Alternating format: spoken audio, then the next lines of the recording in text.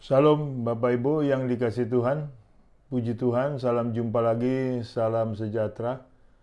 Hari ini kita bersyukur kembali untuk bertemu, berjumpa, dan mendengarkan firman Tuhan. Kita boleh mendapatkan sesuatu yang sangat luar biasa dari firman Tuhan. Bapak Ibu yang dikasih Tuhan, sebelum saya berkhotbah lebih lanjut, kita berdoa terlebih dahulu.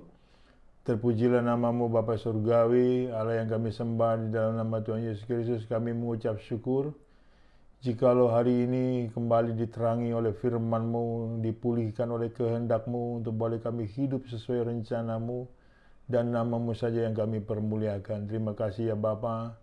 Sertai pemberitaan firman-Mu ini ya Tuhan, karena firman-Mu pelita bagi kaki kami dan terang bagi jalan kami. Terpujilah nama Tuhan kekal selamanya. Di dalam nama Yesus kami sudah berdoa dan mengucap syukur. Haleluya. Amin. Puji Tuhan. Bapak Ibu yang dikasih Tuhan, tema kita pada hari ini adalah sikap orang yang hidupnya mengandalkan Tuhan. Sikap orang yang hidupnya mengandalkan Tuhan. Saudara, seringkali kita mengatakan bahwa kita hidup mengandalkan Tuhan, tetapi nyatanya tidak. Kenapa demikian? Karena kita tidak tahu apa itu yang dinyatakan sebagai yang mengandalkan Tuhan. Lagi-lagi malah mengandalkan dirinya sendiri, mengandalkan kekuatan sendiri, dan akhirnya kecewa, akhirnya akar pahit, dan akhirnya murtad. Itu kenyataan yang sering saya hadapi di jemaat Bapak Ibu. Seringkali mereka tidak menyadari mereka bukan mengandalkan Tuhan, tetapi mengandalkan kekuatannya sendiri, mengandalkan kepintarannya sendiri, yang pada akhirnya mereka itu, saudaraku, mengalami depresi berat, saudara, dalam hidupnya. Nah, bagaimana sikap orang yang hidupnya mengandalkan Tuhan? Yang pertama, Bapak Ibu, percaya dengan waktunya Tuhan. Kalau orang hidup dengan waktunya Tuhan dan di dalam waktunya Tuhan itu hidupnya tenang, Bapak Ibu. Sebab waktu Tuhan itu tidak pernah terlalu cepat dan tidak pernah terlambat. Belajarlah kita memakai waktunya Tuhan dan belajar ada di dalam waktunya Tuhan. Sehingga tidak gerasa gerusu, tidak kesusu, tidak terburu-buru, yang pada akhirnya tidak menjadi kecewa. Waktu Tuhan, saudaraku, adalah waktu yang sangat terbaik. Waktu Tuhan adalah waktu yang sangat indah sekali, saudaraku. Kita lihat di dalam Yohanes pasal 2 ayat 1 sampai 11. Yohanes pasal 2 ayat 1 sampai 11. Pada hari ketiga ada perkawinan di Kana yang di Galilea, dan ibu Yesus ada di situ. Yesus dan murid-muridnya diundang juga ke perkawinan itu. Ketika mereka kekurangan anggur, ibu Yesus berkata kepada mereka, "Mereka kehabisan anggur." Kata Yesus kepadanya, "Mau apakah engkau daripadaku, ibu? Saatku belum tiba." Tetapi ibu Yesus berkata kepada pelayan-pelayan, "Apa yang dikatakan kepadamu, buatlah itu." Di situ ada 6 tempayan yang disediakan untuk pembasuhan menurut adat orang Yahudi, masing-masing isinya 2-3 buyung. Yesus berkata kepada pelayan-pelayan itu, "Isilah tempayan-tempayan itu penuh dengan air," dan mereka pun mengisinya sampai penuh. Lalu kata Yesus kepada mereka, "Sekarang cedoklah dan bawalah kepada pemimpin pesta." Lalu mereka pun membawanya. Setelah pemimpin pesta itu mengecap air yang telah menjadi anggur itu, dan ia tidak tahu dari mana datangnya, tetapi pelayan-pelayan yang mencedok air itu mengetahuinya, ia memanggil mempelai laki-laki dan berkata kepadanya, "Setiap orang menghidangkan anggur yang baik dahulu, dan sesudah orang puas minum baru yang kurang baik. Akan tetapi engkau menyimpan anggur yang baik sampai sekarang." Hal itu dibuat Yesus di Kana yang di Galilea sebagai yang pertama dari tanda-tandanya, dan dengan itu ia telah menyatakan kemuliaannya dan murid-muridnya percaya kepadanya. Saudara, sudah barang tentu pemberitaan firman ini tidak asing lagi bagi setiap kita sebagai orang Kristen. Pertama kali Yesus membuat mujizat, yaitu air menjadi anggur di perkawinan di Kana. Saudaraku, di situ waktu itu dinyatakan bahwa mereka kehabisan anggur. Itu diketahui sama Ibu Maria. Dan kalau kehabisan anggur dalam perkawinan di sini, saudaraku, itu bisa mengakibatkan satu hal yang malu besar. Satu hal yang sangat luar biasa, mendatangkan hal yang malu. Untuk itu, untuk segera ditolong, saudaraku, dan diketahui sama Ibu Maria. Ibu Maria datangi kepada Yesus dan ternyata jawaban Yesus seakan-akan tidak menyenangkan. Tanda kutip. Mau apakah ibu, saatku belum tiba. Nah, disinilah saudaraku terjadi senilai pergumulan besar di banyak orang Kristen. Menunggu waktunya Tuhan satu hal yang problem besar, saudaraku. Bagaimana tidak problem besar? Karena disinilah kondisi muncul nilai-nilai kekecewaan yang amat sangat bagi banyak orang Kristen. Dengan mempertanyakan bagaimana Pak waktunya Tuhan, kapan waktunya Tuhan, segala macam. Dan dinyatakan, kok sampai sekarang saya belum ditolong Tuhan Pak, apakah Tuhan mengabaikan saya, apakah Tuhan melalaikan saya. Dan ke situ larinya kemana-mana Bapak Ibu. Pada akhirnya saudaraku terjadi kekacauan iman, terjadi kredit iman, dan ini tidak boleh terjadi bagi setiap kita. Waktu Tuhan bukan waktu kita Bapak Ibu. Kita percaya waktu Tuhan ini adalah waktu yang harus kita percayai. Waktu Tuhan itu pasti menolong kita. Sekarang gini, saya bikin satu nilai pertanyaan. Bagaimana kalau Tuhan menolongin besok hari? Apa mungkin? Tidak mungkin Bapak Ibu. Tuhan tidak mungkin nolongnya esok hari. Karena perkawinan ini hanya berlanjut 2-3 jam. Ya berlangsung 2-3 jam. Jadi tidak mungkin Tuhan menolongnya esok hari. Ya kan? Jadi bisa diprediksi sebetulnya. Yang penting di sini kita percaya Tuhan pasti menolong. Itu jauh lebih baik. Satu nilai keyakinan daripada kita tidak punya keyakinan tersebut. Ya kan? Daripada tanya kapan Tuhan menolong, nyatakan kepada dirimu, Tuhan pasti menolong. Yang penting kita sudah doa. Yang penting kita sudah lapor. Yang penting kita sudah minta tolong. Kita cuma tugasnya minta tolong, memohon kepada Kristus. Bukan memaksa. Dengan memakai waktu kita sendiri. Nah seringkali trouble-nya yang paling besar adalah kita meminta tolong kepada Tuhan, tetapi waktu kita lah yang Tuhan untuk pakai. Nah, ini problem besar Bapak Ibu. Kalau kita minta tolong kepada yang untuk kita andalkan, biarkan waktu Tuhan yang bekerja, bukan waktu kita Bapak Ibu. Iya kan? Nah, persoalannya waktu-waktu kita, Tuhan segera tolong saya, kalau tidak segera Tuhan tolong saya tidak kuat. Enggak bisa begitu. Tidak bisa begitu Bapak Ibu. Jadi saudaraku, mau apakah ibu saat waktuku belum tiba? Di sini saudaraku nyata bahwa pertolongan Tuhan tidak terlambat. Dan nyata pula sikap Ibu Maria progres. Kita lihat di ayat 5. Tetapi Ibu Yesus berkata kepada pelayan-pelayan, apa yang dikatakan kepadamu buatlah itu. Yakinlah bahwa Tuhan pasti menolong. Markus 11 ayat 24. Apa yang kau doakan yakinlah kau sudah terima. Disitulah sikap kita yang benar. Tuhan pasti menolong. Bentuk keyakinan kita tatkala kita sudah berdoa, Tuhan pasti menolong. Di sini kita tidak boleh ragu-ragu. Kalau kita ragu-ragu, kita tidak akan pernah mendapat sesuatu.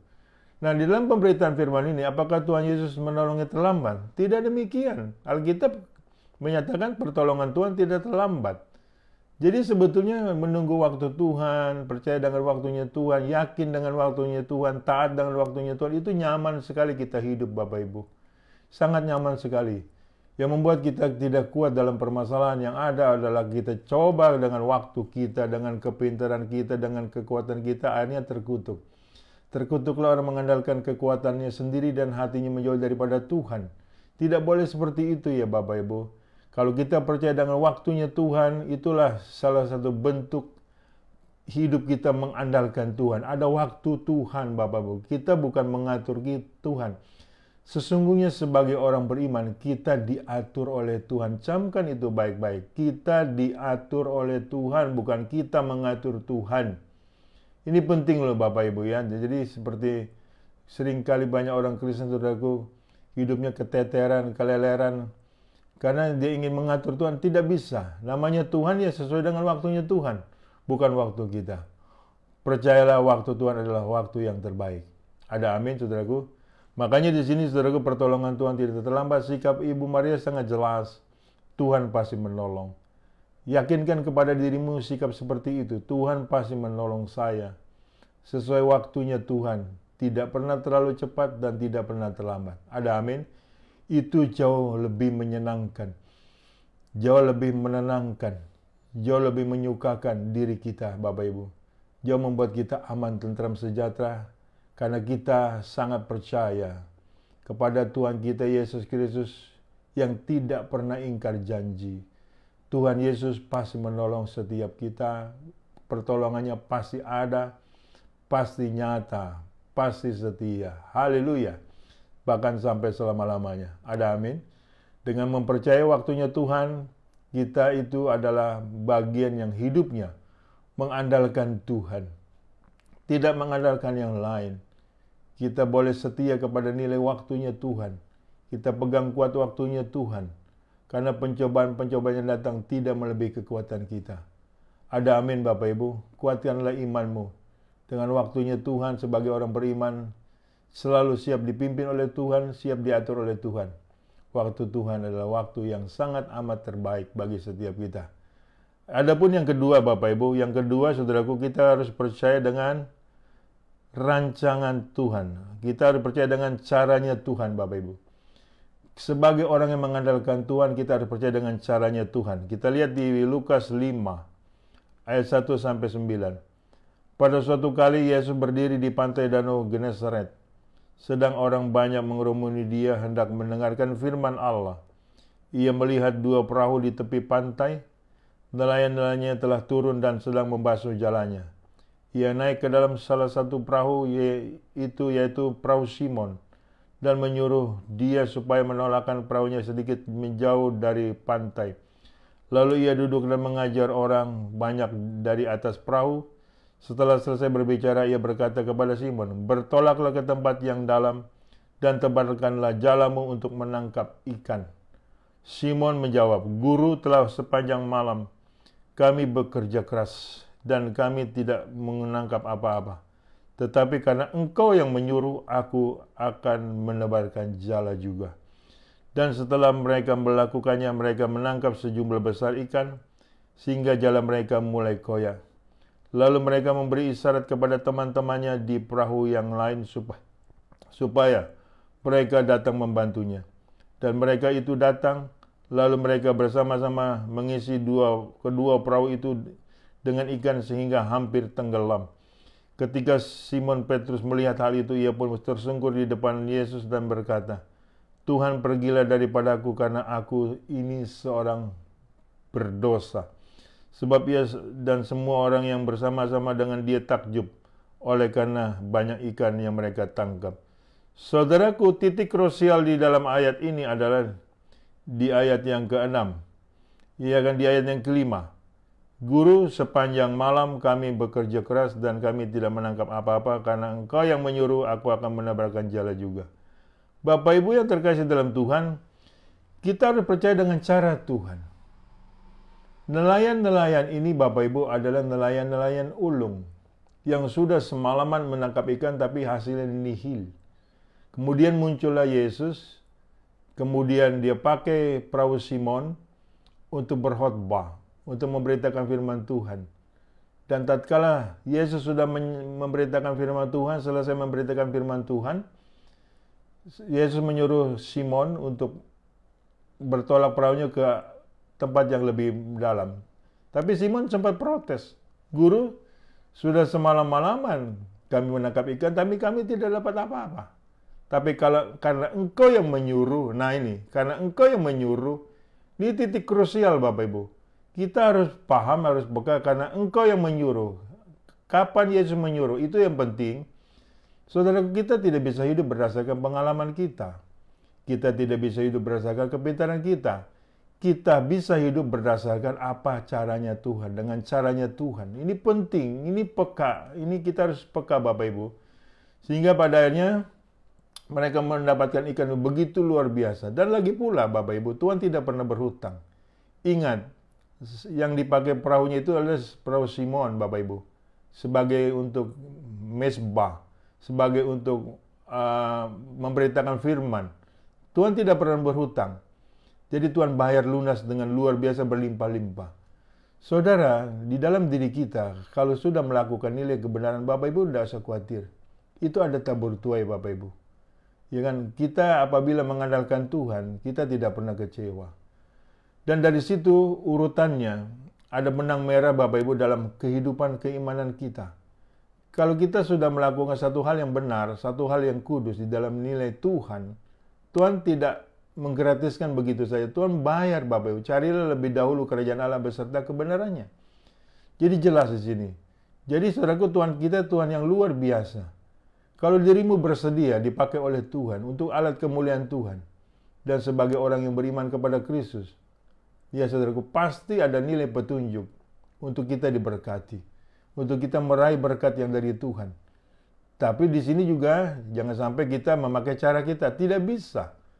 Ya kan saudaraku, Anda boleh berpengalaman di dalam bisnis, Anda boleh berpengalaman dalam pekerjaanmu, tetap andalkan Tuhan dalam setiap perencanaanmu. Ini penting Bapak Ibu, kita harus memakai caranya Tuhan yang luar biasa. Simon Petrus pernah protes waktu itu, sudah semalam-malaman kami menjala ikan tapi tidak dapat apa-apa. Tapi karena Engkau yang menyuruh. Nah ini saudaraku, satu nilai titik krusial. Kita harus tahu waktu Tuhan menyuruh. Waktu Tuhan memerintah, waktu Tuhan menginginkan apa yang kehendaknya, kita boleh taat di dalamnya dan upah kita besar adanya. Ada amin Bapak Ibu. Kita harus paham saudaraku, setiap kita ya kan yang melakukan kehendak Tuhan tidak pernah dikecewakannya. Tuhan pasti memberkati kita. Tuhan pasti melindungi kita. Tuhan pasti memulihkan kita. Ya kan, karena Tuhan tidak pernah berhutang. Sungguh amat luar biasa caranya Tuhan. Pakailah cara Tuhan. Pakailah keinginan Tuhan. Jangan memakai caramu sendiri. Sekali lagi saya bicara, Anda boleh pintar dalam hal apapun. Tapi kalau tidak memakai cara Tuhan, Anda akan nihil. Akan nol. Akan kecewa. Akan hampa. Ini penting untuk kita menyadari. Sebagai orang yang mengandalkan Tuhan, kita harus memakai caranya Tuhan.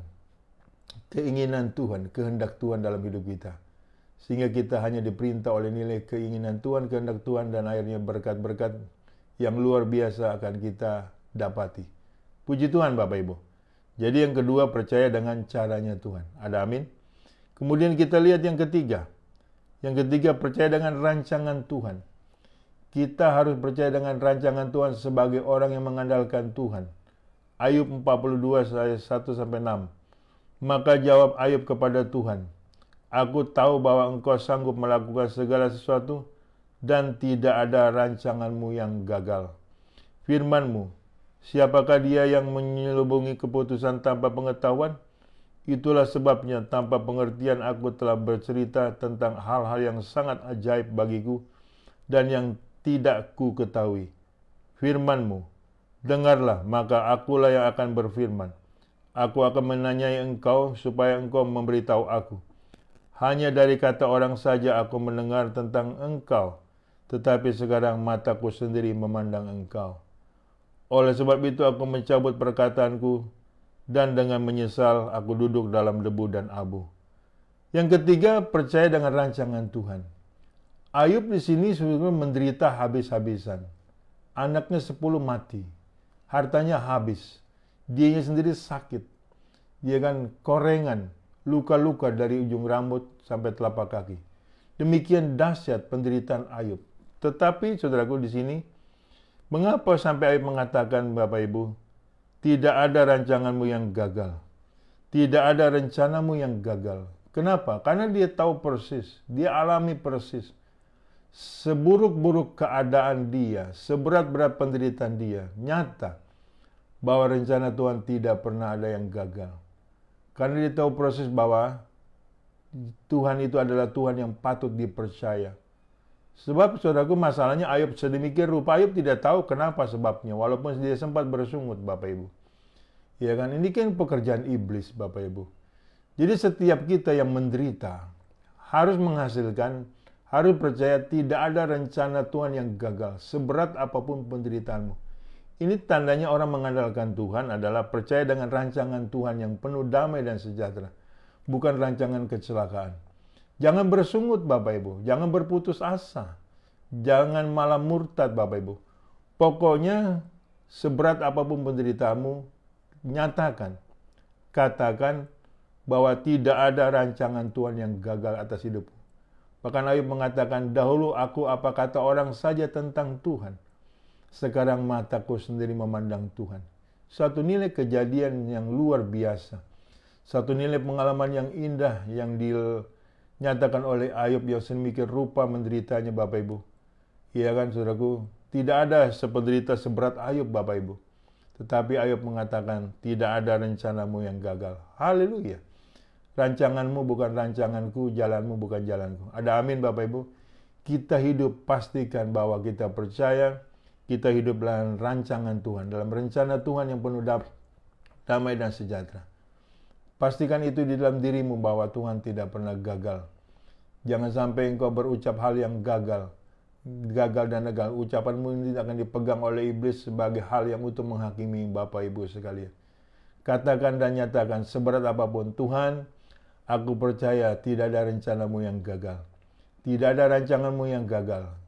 Bahwa engkau akan memulihkan dengan segera dalam hidupku. Dan pencobaan yang datang tidak melebihi kekuatan aku. Dan selanjutnya kita tahu Bapak Ibu, Ayub dipulihkan. Ayub memiliki anak 10. Dan hartanya dilipat kali gandakan oleh Tuhan. Sungguh sangat luar biasa. Itulah kalau orang hidup mengandalkan Tuhan Bapak Ibu. Itu sangat luar biasa, sangat indah. Sangat luar biasa. Jadi setiap kita harus percaya tidak ada rancanganku Tuhan yang gagal. Amin saudara. Karena Tuhan Maha Kuasa. Tuhan Maha Kuat, Maha luar biasa. Haleluya. Kemudian kita lihat yang terakhir.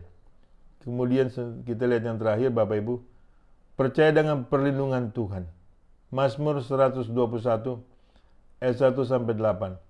Nyanyian ziarah. Aku melayangkan mataku ke gunung-gunung. Dari manakah akan datang pertolonganku? Pertolonganku ialah dari Tuhan yang menjadikan langit dan bumi.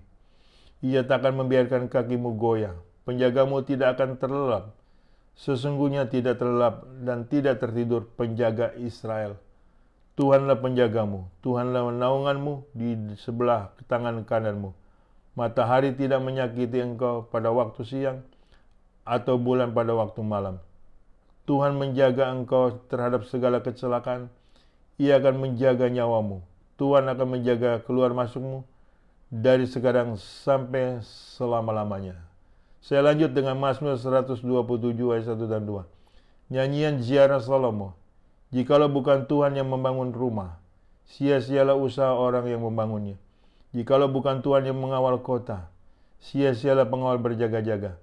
Sia-sialah kamu bangun pagi-pagi dan duduk-duduk sampai jauh malam dan makan roti yang diperolehnya dengan susah payah, sebab ia memberikan kepada yang disertai yang dicintainya pada waktu tidur. Saudaraku, sebagai orang yang mengandalkan Tuhan, Bapak Ibu, yang keempat adalah percaya dengan perlindungan Tuhan. Kita tidak boleh percaya dengan berdukun. Kita tidak boleh percaya dengan jimat-jimat. Kita tidak boleh percaya dengan opo-opo. Kita harus percaya dengan perlindungan Tuhan yang begitu sempurna. Waktu tidur pun kita diberkati. Kurang apa dari pihak Tuhan sedemikian rupa melindungi kita, memperhatikan kita, menjaga kita, begitu setianya. Penjaga Israel tidak pernah tertidur, Bapak Ibu. Jadi sebetulnya kita punya nilai Tuhan itu adalah nilai kekuatan kita. Perlindungan kita adalah Tuhan Yesus Kristus, adalah gunung batu kita. Ya kan, saudaraku? Di kolong langit ini tidak ada nama lain yang di dalam nama tersebut manusia beroleh keselamatan kecuali dalam nama Tuhan Yesus Kristus. Kurang apa dahsyatnya Tuhan kita? Kurang apa maha kuatnya Tuhan kita? Seringkali kita mengecilkan apa artinya ini sedemikian rupa. Sehingga Bapak Ibu kita minta perlindungan di luar Kristus, yang akhirnya kita binasa. Saudaraku, sebagai orang yang mengandalkan Tuhan, harus tetap mengandalkan Tuhan dan dalam perlindungannya Tuhan. Tidak boleh ada yang lain, kecuali hanya Tuhan Yesus Kristus saja, Bapak Ibu. Penting untuk kita camkan itu baik-baik. Sehingga yang kita permuliakan adalah hanya nama Tuhan Yesus Kristus. Rambut di kepalamu semua itu terhitung jumlahnya. Tidak mungkin putus satu. Tidak mungkin selai putus tanpa seizin Tuhan.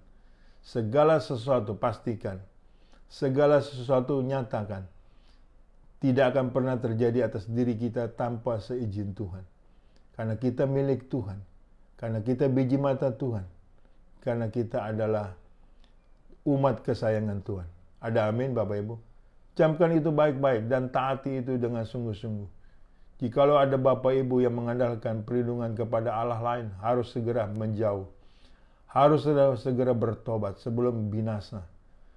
Tuhan tidak mau diduakan. Allahmu adalah Allah yang cemburu. Penting bagi setiap kita camkan itu baik-baik. Hanya satu perlindungan kita adalah perlindungan hanya di dalam nama Tuhan Yesus Kristus. Sebagai ayat penutup Bapak Ibu, saya bacakan di Wahyu 3, 10-12. Karena engkau menuruti firman-Ku untuk tekun menantikan Aku, maka Aku pun akan melindungi engkau dari hari pencobaan yang akan datang atas seluruh dunia untuk mencobai mereka yang diam di bumi. Aku datang segera, peganglah apa yang ada padamu, supaya tidak seorang pun mengambil mahkotamu.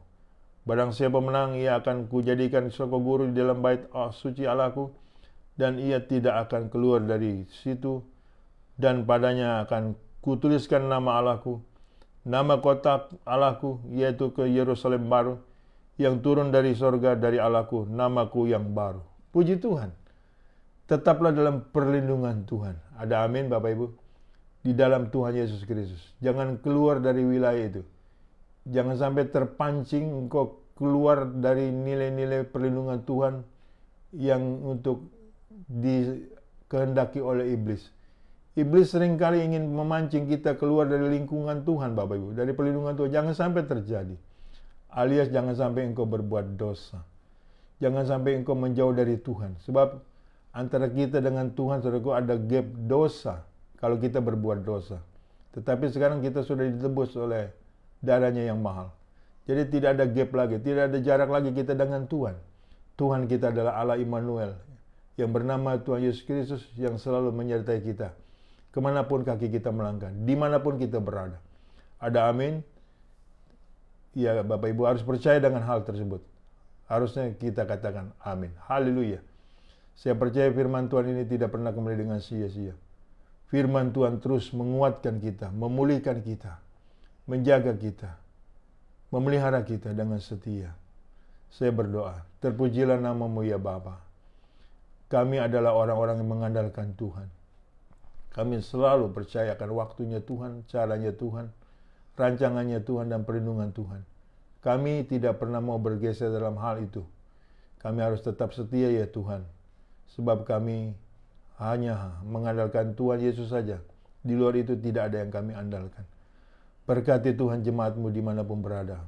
Agar mereka juga mengandalkan Tuhan dan tidak mengandalkan pribadi yang lain. Dan agar mereka memiliki kesetiaan yang sungguh-sungguh di dalam Kristus Yesus. Terima kasih ya Bapa. Terpujilah nama Tuhan kekal selama-lamanya. Di dalam nama Yesus Kristus aku sudah berdoa dan bersyukur. Haleluya. Amin. Bapak Ibu yang dikasihi Tuhan, terimalah berkat dari Allah Bapa di surga. Di dalam cinta kasih Tuhan Yesus kita, Yesus Kristus, di dalam persekutuan dengan Roh Kudus yang selalu menyertai kita. Mulai dari saat ini sampai Maranatha, Tuhan datang kali kedua menyebut kita dalam kemuliaannya, dan kita pun layak menerima kemuliaan Tuhan dari kekal sampai kekal. Haleluya. Amin.